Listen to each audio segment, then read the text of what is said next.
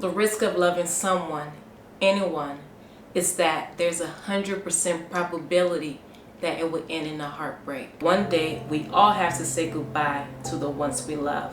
Some heartbreaks are caused by death, and others are by someone falling out of love with us. And when you're still in love with the person, it's the kind of hurt that will leave you crying till you fall asleep at 2 a.m. The type of hurt that lingers into the depths of your soul, leaving you with the question, did he ever love me? Hey everyone, welcome back to my channel. My name is Sira, and on this channel I talk about life, personal development, and relationships. If you're into developing yourself, you're in the right place to grow at your own pace. Don't forget to hit the subscribe button to become part of the Becoming family. Today, I'm gonna be talking about how to get over someone that you still can't seem to get over. Maybe it's been 6 months, a year, 2 years, but you just can't seem to let go of those feelings and move forward. I like to start with the idea about moving on. I remember when my ex and I had broken up, I desperately wanted to move on so bad. I wanted to escape the pain of rejection, sadness, grief that I was feeling due to the breakup. A part of me never wanted to accept that I had gone through a traumatic experience. And maybe for yourself, you don't want to accept that you have gone through a traumatic experience. But I'm really curious to know, why is it that when we go through a breakup, we're so fixated on this idea that we have to move on right away? We find ourselves typing into Google, how do I move on from my ex? We find ourselves watching endless YouTube videos, reading articles all about moving on. But what if we just allow ourselves to sit and feel the feelings that we feel and understand that rather than moving on, we're going to allow ourselves to move through? You may ask, what's the difference between moving on and moving through? Moving on to me implies that we're moving on from one thing to a new thing. It means that the person that we used to deal with in our past can no longer follow us into our new future. Sometimes we get so fixated on the idea of moving on that we don't allow ourselves to truly sit down and learn the lessons from the experiences that we went through. We negate those experiences and we just want to move forward into the future. Whereas to me, moving through is leaning into accepting that the relationship is over, accepting that what you wanted to experience with this person, that forever that you wanted to experience, no longer exists. Allowing yourself to feel all of that, allowing yourself to move through with the different emotions that shows up, allowing yourself to grieve, experience sadness, allowing yourself to be happy, experience joy, and also allowing yourself to understand that you share a piece of yourself with someone, whether that's mentally, spiritually, physically. And even though you and that person may not go together into your new future, but a part of that person will linger on with you. As time passes by, the parts of them that lingers on with you will continue to diminish, but that will happen over time. You can't erase the memories. You can't erase the lessons they taught you. You can't erase the moments that you share with them.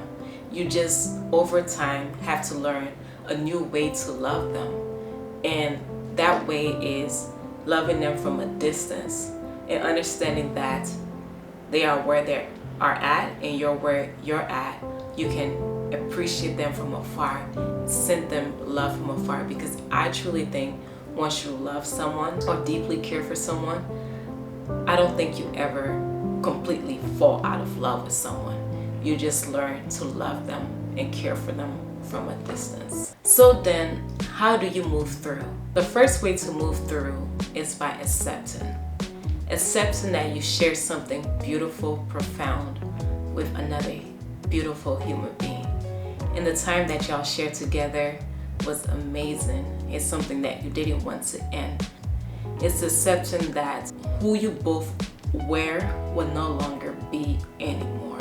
As much as you want that to continue, it's accepting the reality of what is in front of you. It's being able to Accept that what you have can no longer follow you, but you can take the lessons, the experiences, the qualities that you like, didn't like, and apply it to new experiences. It's accepting that it is truly over.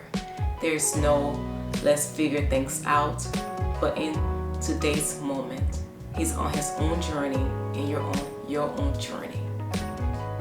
It's accepting all of that so that you can truly let go, heal, and move forward. Your happy ever after isn't linked to this person, but you will experience a happy ever after that is separate from that person, and you will live a happy, fulfilled life if you choose to.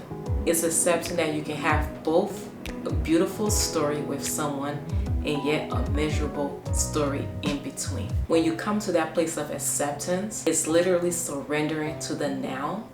You're no longer fighting what should have happened, what could have happened. You're surrendering to the moment, to the decisions that was made, and trusting that God is gonna guide you and order your steps. The second way to move through is to feel.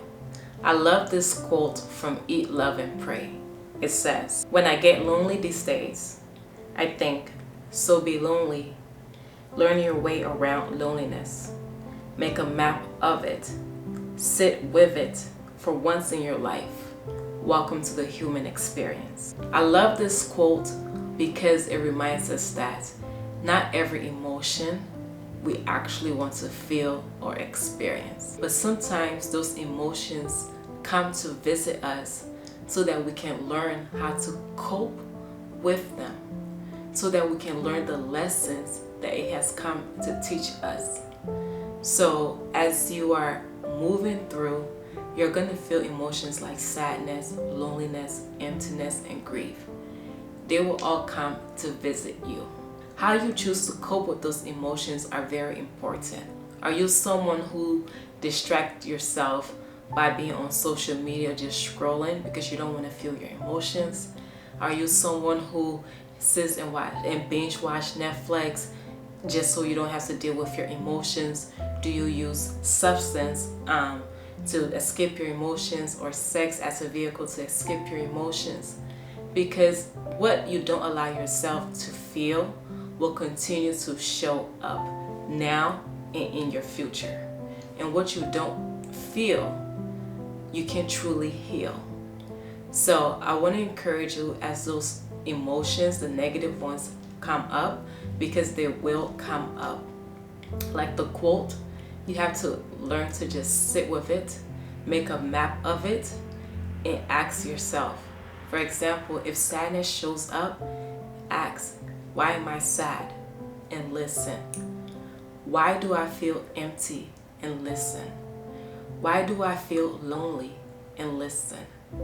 As you listen, you'll start to understand your inner state and what's truly going on. And by doing that, you will start to understand your own emotional needs and how to soothe for your own needs.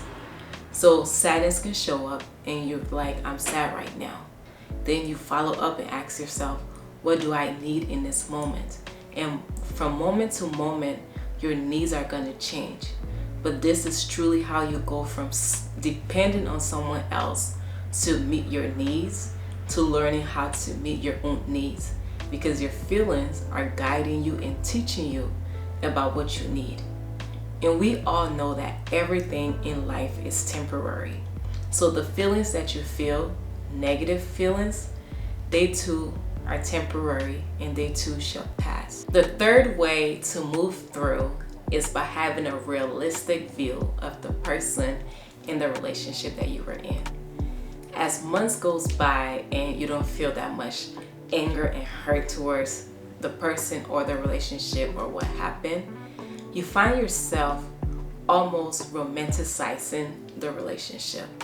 You find yourself putting the relationship on a pedestal and the person on the pedestal, telling yourself stories like, oh my gosh, this is as good as it's gonna ever get.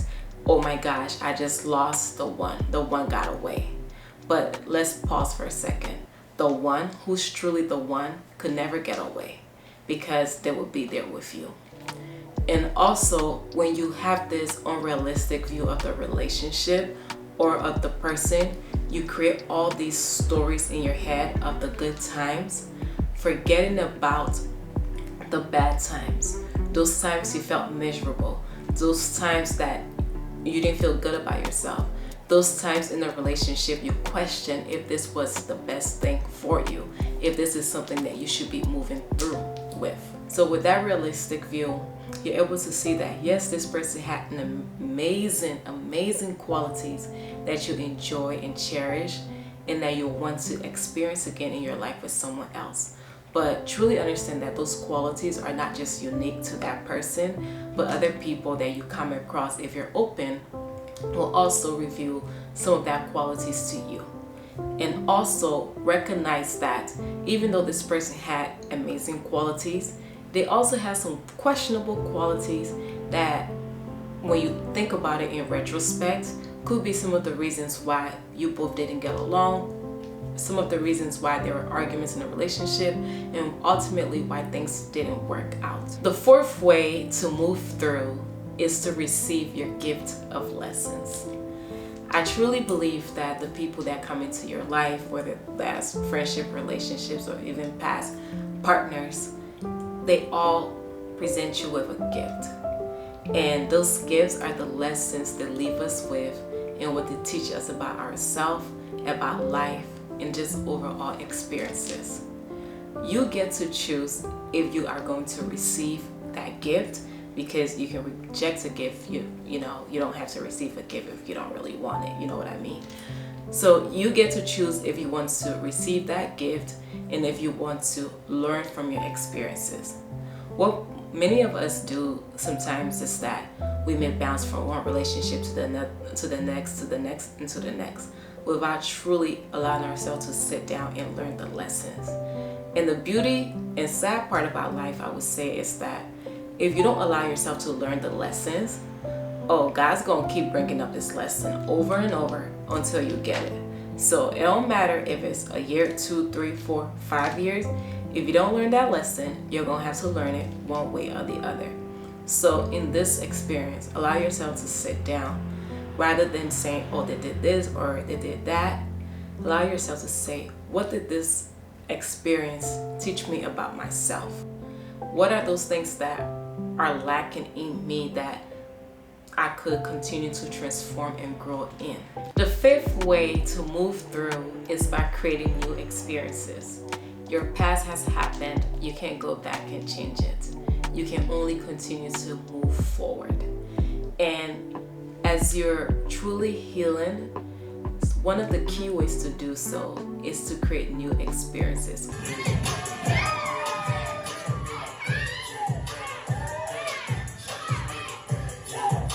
Being open to just trying things that you've never done before, going to see a movie that you've never done before, a hobby that you've never tried or you've put off because you just never had the time.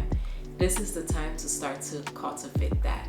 And sometimes we get so fixated on who we are that we're like, I would never do that. But sometimes take a step back and allow yourself to try that thing that you say you'll never try, because you might just end up liking it. Whether that's traveling to a different country, doing a staycation in your own neighborhood or into a different city, but just be open to new experiences, because with those new experiences, you start to form a new identity of yourself. And those new experiences will be the very thing that shapes you to be able to say, wow, I have grown. There will be moments that you love them, you miss them.